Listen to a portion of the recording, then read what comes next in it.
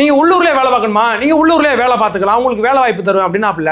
இப்போ ஒன்று சொல்லிக்கிறாப்புல, அதாவது இந்த அங்கன்வாடி பொருட்கள் இருக்குல்ல, நம்மளுக்கு இந்த அரிசி பருப்பு சீனிலாம் வாங்குவாங்க இல்லை, அது உங்கள் வீடுகளுக்கு கொண்டு வந்துடுவார். யாரு?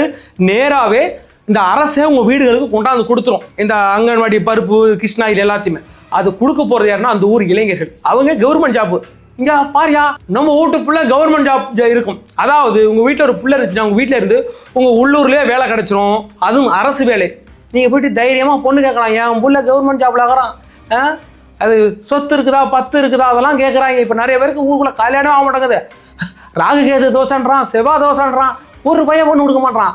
நாளைக்கு நீங்கள் ஃப்ரீயாக போயிட்டு என்னுடைய மகன் இங்கே கவர்மெண்ட் ஜாப்பில் இருக்கான், அந்த 5 லட்சம் இளைஞர்களுக்கு இதன் மூலமாக வேலை வாய்ப்பு கொடுக்குறது எனக்கு ரொம்ப நிறைவாக இருந்துச்சு, சந்தோஷமாக இருந்துச்சு.